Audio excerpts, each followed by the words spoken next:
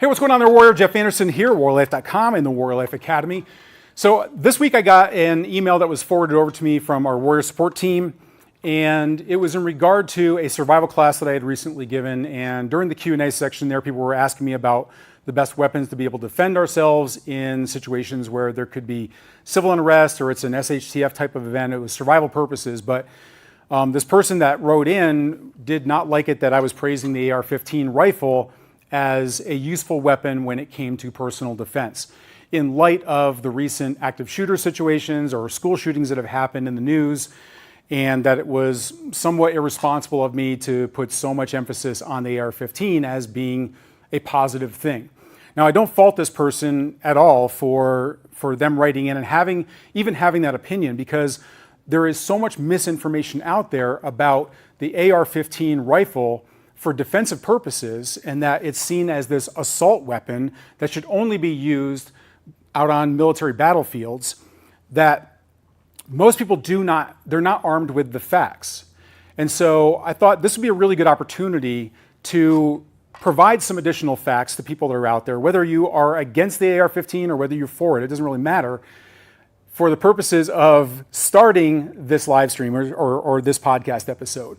Because I'm going to give you 10 reasons why the AR-15 is actually a superior defensive weapon than a pistol is, and why those people that want to ban the assault rifle, the AR-15, the modern sporting rifle, why you should look at the reasons why it's actually should be put more on a pedestal. It should be seen more for the advantages that it has rather than the mental health nut jobs that are going out there and taking human life with it. And is there some advantage over the with the AR-15 for those purposes? Yes, but that's always going to be that pivot point for us, right? And we can always come back with, well, people that are drunk drivers go out and they kill people all year long. More deaths happen because of drunk driving. So do we ban alcohol? Do we ban vehicles out there? So that is always going to be a point that's going to be made on each side, and that's not going to sway anybody. But what I want to do is I want to focus in on the tool itself, because that's all that it is. The person that's pulling the trigger is the one that we need to worry the most about, but this tool is actually going to be superior for personal defense, and there's even a few things when it comes to an active shooter situation of why, for the active shooter, this can be a detriment. There's pros and cons to both of these, right? But I'm going to give you 10 reasons why the AR-15 is a better defensive weapon than the pistol and any other weapon platform that's out there, okay? So number one is going to be that it is more accurate. And just naturally, with a longer barrel, it's going to be more accurate. It's going to give more muzzle velocity behind the bullet. It's going to be a straighter direct path that, of course, is more at ranges. That's going to give you more accuracy the farther out that you go. In close quarters, that's mitigated somewhat because you're that close, but most people, even in close quarters, are going to miss their target with a pistol. With a rifle, it's naturally more accurate, just by the platform itself. So it has a heavier platform to it, heavier barrel, longer barrel, and it's going to give you more stability to be able to shoot from. It's not going to be as much muzzle flip as there is with a handgun, which can affect it. So it is going to be a much more stable platform. Also, it does give me more points of contact. So I have more support for the weapon itself that's going to limit the recoil just by my holding onto it. And that is going to make it more accurate as well, especially when it comes to like follow-up shots. All right, so number one, it is more accurate than the pistol is. Reason number two is that there is a better natural aim to a rifle than there is to a pistol. Now, to show this even more, to make this even more profound for those of you that are watching this on the stream, I'm using my preferred weapon of choice, which is my AR-15 pistol, which does not have a brace on it. I have a buffer tube on it instead. But this is it's gonna be not as efficient for me as a full-size AR-15 rifle, that I can have a full-size stock on it, give me a better contact on my shoulder, but I just want to really put it to the test and show, okay, I'm going to use my AR-15 pistol to show you why even this is more powerful than a pistol is, all right? When we're talking about natural aim, this is something you can test out with yourself. So for the safety briefing, just make sure that you're using weapons where all of the ammo is unloaded, you don't have a magazine in there, you There's no rounds in the magazine if you're using a training magazine. For everybody that loves to just really get like safety oriented, make sure that you have no ammo that's in the room, in the house, in your county. Make sure that the ammo is 3 counties away, all right? But what you want to do is take and find out where your natural aim is. So you can go and look at an object on a wall at a distance, typically go out 15, 20 feet away from where you're at, and look at something like a light switch. And now look at that light switch, and now close your eyes, and either from low ready or from drawing your pistol, go ahead and put it out there. And when you think that you have that aimed right at that light switch, open up your eyes and see how far off you are. Now, with the points of contact that you have, spatially, that can be moving left to the right very, very easily. So you're going to find where your natural point of aim is there from where you think that you're aiming at the target. And with a rifle, go ahead and do the same exact thing. You're going to find that because you have your hands farther apart, spatially, you're going to be able to better interpret where you're actually aiming the rifle. Now, this can be a factor if it's a situation where you get something in your eye, or if you wear eyeglasses, you maybe get woken up at night and you're out in your home, or you get ambushed, your eyeglasses get knocked off, now you get a fuzzy picture. Your natural aim, being able to use your other senses that are going to help your brain to be able to interpret where that target is, and you're going to have a better natural aim with an AR-15 because of that longer barrel, more points of contact than you would with a pistol. All right. Reason number 3 that the AR-15 is superior is that it makes up for bad technique. Now, even if you are well trained with a pistol, in the adrenaline-fueled chaos of an attack, a lot of those factors that you practice out at that static range against a static target in a very relaxed atmosphere, your adrenaline shoots up, all of those techniques are going to be hindered in some way. So the things that are going to affect you typically are going to be like trigger jerk and anticipation. So this happens a lot. You can even see this out on the range, even in training. People will close their eyes and they're kind of anticipating that round going off. They flinch, typically have left down, where the rounds are going to hit, like left down of the where they're aiming at. So bad technique is going to take that off. Now with a pistol, if your technique is off, if you jerk the trigger, if you anticipate it, that 1 inch to the left or to the right or down or up with that pistol, you're going to hit your target, especially out at ranges like across the living room or down at the end of the hallway. You have a much higher chance of missing your target than you do with an AR-15 rifle, because now I have a more stable platform. So I'm not, jerking the trigger is not that much of a factor. Anticipating doesn't really happen as much because there's not as much of a recoil with it. You're not going to really feel it. So you're not anticipating that big bang in your hands. So you're going to have bad technique is going to be taken up a lot more. It's a lot more natural aim, a lot more natural follow through with it, be able to get to the next round, be able to shoot it again. It's just, you're going to be much more accurate with all of those. All right. So that's that's reason number 3.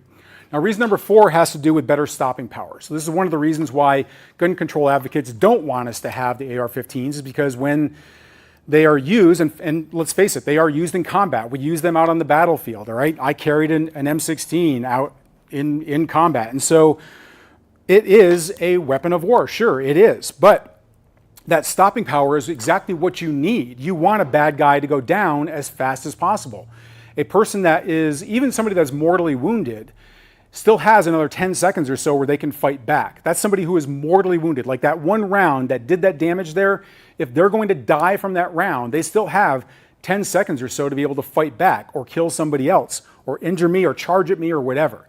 So you've got to make sure that you put that person down as much as possible. Now the AR-15 has more stopping power to it. If we're looking at a 223, that bullet, although it's a very small bullet, smaller than a 9mm, smaller than a 45, it's a small bullet, but the muzzle velocity from the AR-15 is going to, when that round goes in, it is going to tumble and it is going to do more damage inside the cavity, which is why it has more stopping power to it. Another reason why, another point of fact is, a pistol does not have as much stopping power. It is actually not that great of a weapon. I mean, it works, but it's not that as great a weapon against a human-sized target, which is why it takes multiple rounds to be able to stop an attacker. It's not like you're John Wick, where you've got ninjas with handguns all around you, and all it takes is like one round, and all of a sudden these people are hitting the floor and they're motionless. Doesn't happen in real life, folks. I can tell you that from experience. So you've got to keep pulling that trigger to be able to put that person down. The AR-15 has more stopping power than a handgun does. All right. Tip number 5, or reason number 5 that the AR-15 is superior, actually goes against the myth that's out there, which is that the AR-15 has way too much overpenetration. So overpenetration, for those people that might not be familiar with it, is basically that when that round hits an object, how far is it going to travel past that object? So if it is, we talk about this in terms of home defense. If I've got somebody that's invaded my home, I'm going to go ahead and shoot at them. If I miss them, I've got to be worried about what's beyond that. It could be my kids or my grandkids that are in the next room. It could go through the wall that's behind the attacker. It could go and hit somebody that's in that room. I could shoot my grandchildren in the next room there, okay? It also could go through the attacker, and it could go through the next wall. So that's what we're talking about, overpenetration. How far is that bullet going to go past whatever it penetrates? Now, I can tell you with something like a shotgun that has that much force behind it is going to have a lot of overpenetration to it. However, the AR-15, the myth is that it's going to have massive overpenetration. Actually, tests that have been done have shown that it has less overpenetration even than most handgun calibers that have been tested out there. All right. The reason for that is that smaller bullet, while it has more muzzle velocity, it's going to lose muzzle velocity a lot faster because it doesn't have as much mass as a handgun round does.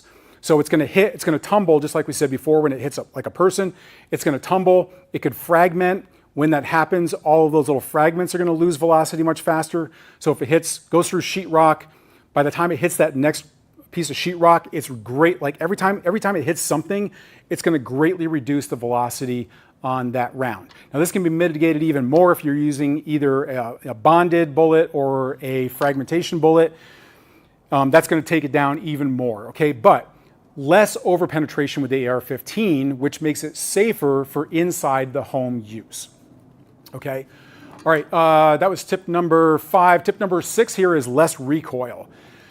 Well, a pistol has a lot of muzzle flip to it because the only thing that's keeping that recoil down, especially coming out of a shorter barrel weapon, is going to be where your hands are grasping onto the grip here, and that you're going to get natural muzzle flip that's going to come out of it, and then it's going to come down. You got to aim again or shoot again if you're point shooting, and you're going to have there is a little bit of a delay there with that recoil. So that means you're going to be more challenged to be able to put more accurate rounds and as fast as you need to into the target to be able to stop them, because you're going to need those multiple rounds. With an AR rifle, you don't have that much kick to it, especially with something like a 222. It feels almost like a 22. There's not that much kick to it. Also, and one of the reasons why my AR-15 pistol has a buffer tube on it, that is going to take away a lot of the recoil also. If it's a full-size AR-15 with a buffer tube, same thing, it's going to reduce the recoil on it.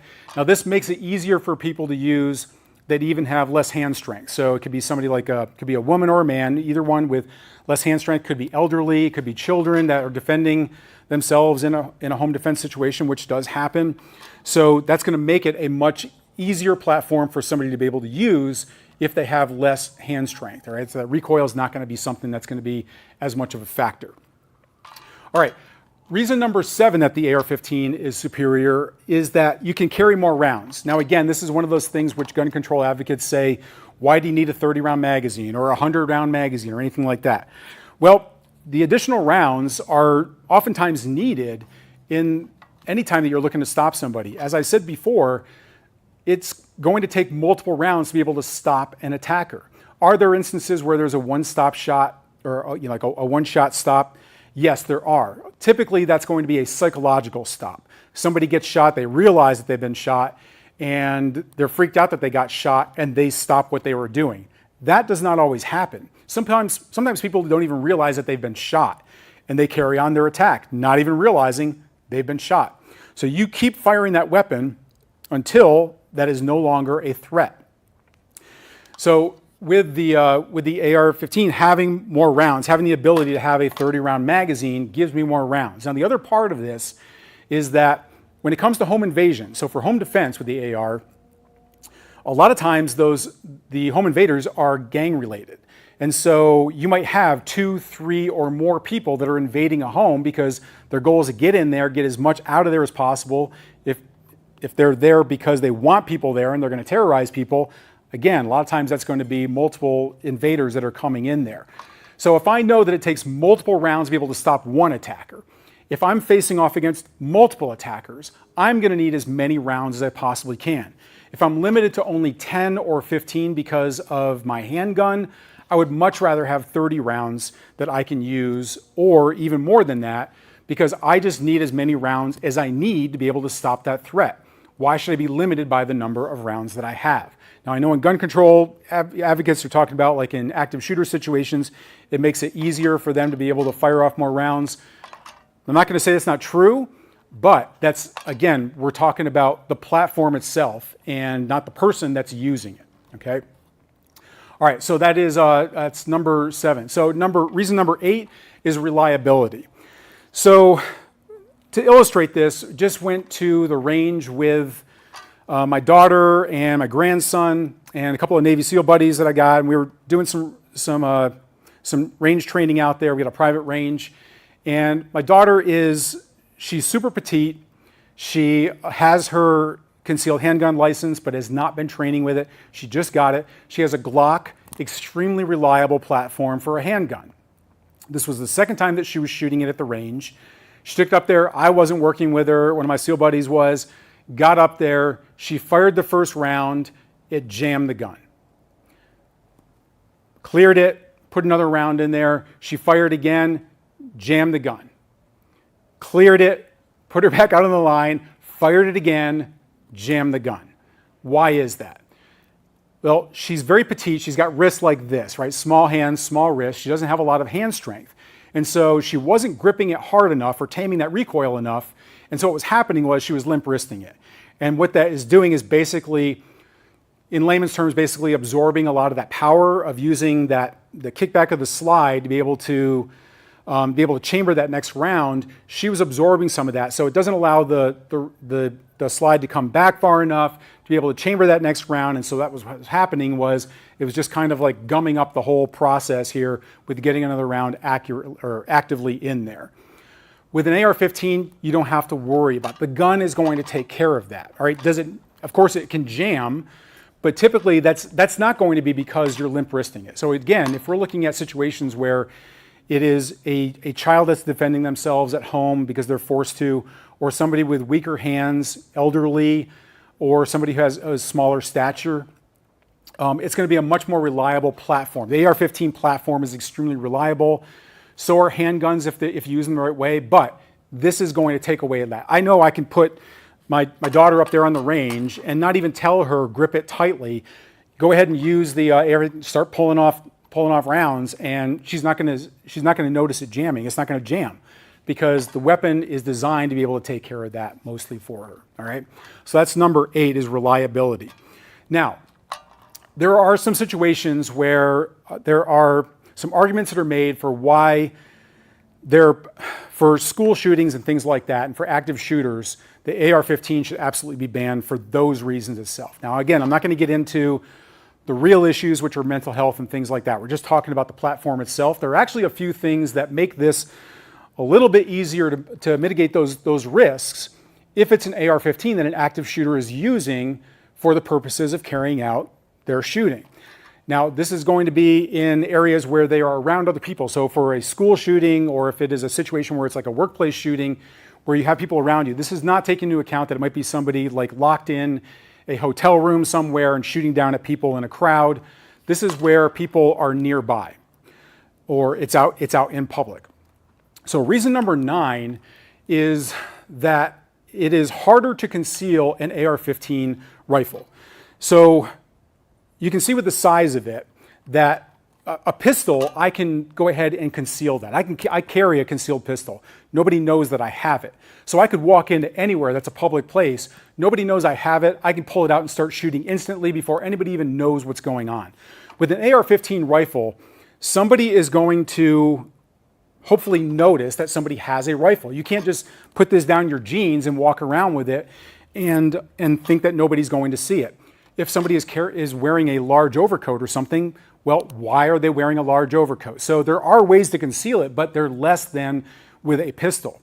So if we are training staff administrators in schools, teachers, school security, if we're regular precautions out there. Even school students should start to really understand if something looks out of place, if somebody's wearing a trench coat, if they're wearing a heavy coat and it's summertime, they're probably wearing something. Or if somebody is coming up into the building, you can see it on cameras, they're not going to be able to maybe conceal that AR-15. Maybe they think they're just going to go through a door and start shooting.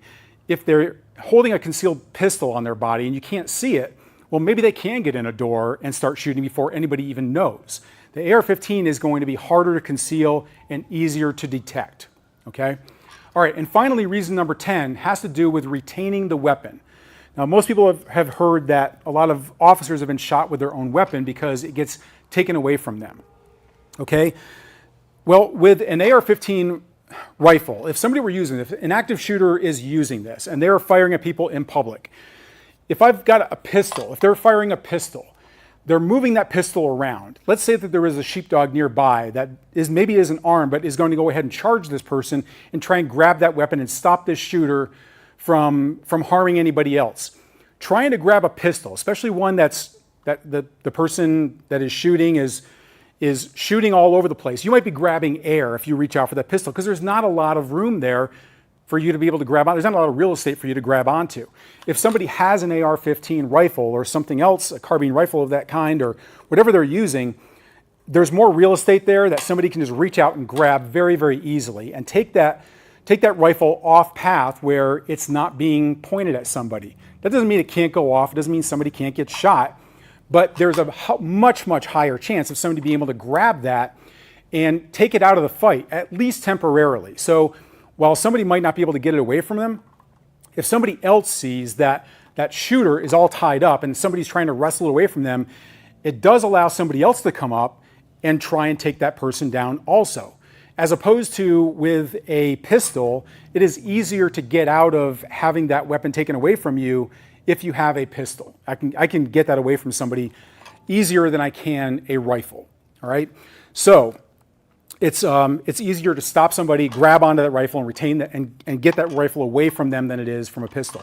Now let's flip that around, because if I've got the rifle and I'm trying to use it for home defense and somebody grabs onto it, or if I'm out on the battlefield, somebody grabs onto it, well, okay, didn't I just, now it's being used against me. Now somebody can maybe take that away from me. It makes it easier for them to grab onto. Well, not necessarily, because now I also have the ability to hold onto this. I have more of the weapon to be able to hold onto, more real estate that I can grab onto with both hands and get a solid grip. If a home invader is trying to wrestle this away from me, I have more that I can hold onto. Now I'm trained and I know how to take this away from somebody that's trying to grab it away from me. I know how to do that. If I have a sling on this, which I wouldn't have on my pistol, but if I have my rifle slinged, I can drop it, get to another weapon, whether it's a knife, whether it's my handgun, I can drop it, just let it hang down, and then I can just go ahead and fight back with that. Or I can just retain it and just get it out of the grasp of the person and just continue to fight.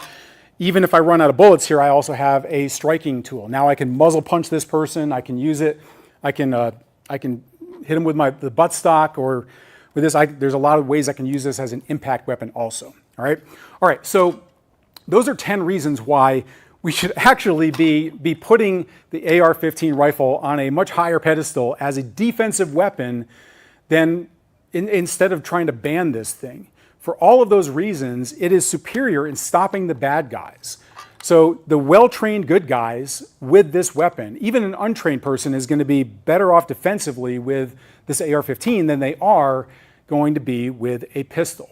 So go ahead, and what I'd like to do is hear from you. So if you're watching this live stream on one of our social media channels like Facebook or Instagram or YouTube, please go ahead and leave a comment there. If you're listening to the podcast, you can go on over to our website at warriorlifepodcast.com. That'll take you over to our website at warriorlife.com, where we have all of our podcasts. You can also grab our cheat sheet there. So it's going to give you these top 10 reasons. You can go ahead and it's all on one handy page. Bring it to Thanksgiving, and next time your activist sister-in-law brings up gun control table, you can just whip out that handy one-page cheat sheet, and you can go through all the 10 reasons of why the AR-15 is actually superior and should not be banned. All right, so I'd like to hear your comments. Please make them apolitical. This is not a political reason that I'm giving here. This is really more about the reality of why this is a good defensive weapon, the best choice for a defensive weapon, and backing it up with facts. All right, so go ahead and leave your comments. I'd like to hear about them. And until our next broadcast,